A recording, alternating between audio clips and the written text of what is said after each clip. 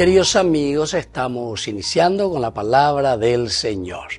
Hoy, en este viernes 12 de septiembre, Peñan de Yara Ayepa Uberuñandé, desde la primera carta del apóstol San Pablo a Timoteo. Estamos en el capítulo 1, versículos 1 y 2 y luego 12 al 14. Pablo, apóstol de Cristo Jesús, por mandato de Dios, nuestro Salvador, y de Cristo Jesús, nuestra esperanza, saluda a Timoteo, su verdadero hijo en la fe.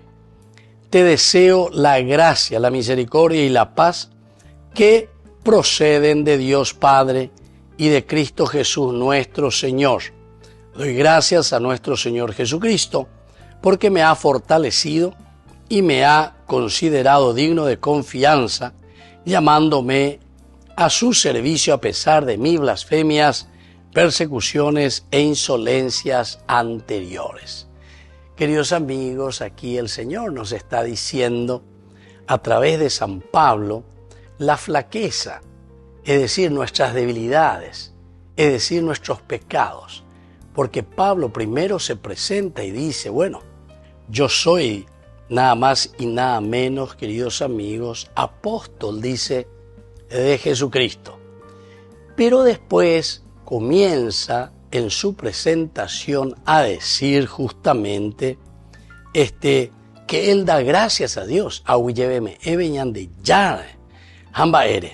porque me ha fortalecido y me ha considerado digno de confianza. Porque él, siendo pecador, siendo perseguidor, y él dice luego, me ha llamado a su servicio, a pesar de mis blasfemias, a pesar de mis persecuciones e insolencias anteriores. Upeañan de Yara, entonces, ¿qué? Upeañan de Yara ojeya, jacoanga omeeñan de petecoe pajú, en la medida, queridos amigos, en que nosotros también nos reconocemos débiles, nos reconocemos también en nuestras propias falencias. Pero upea de dice ina la yapita tajao beisa lleva, sino que upea dice ina se yo que cuera ya yesa cua ya yesa pea coanga ñapu aña mañama un. Y por eso nos sentimos enviados por el Señor. Todo esto, dice, me pasó por ignorancia, pero sobreabundó la gracia de nuestro Señor Jesucristo en mi vida. Aupea se coanga la cuaoa jame ea pm abei.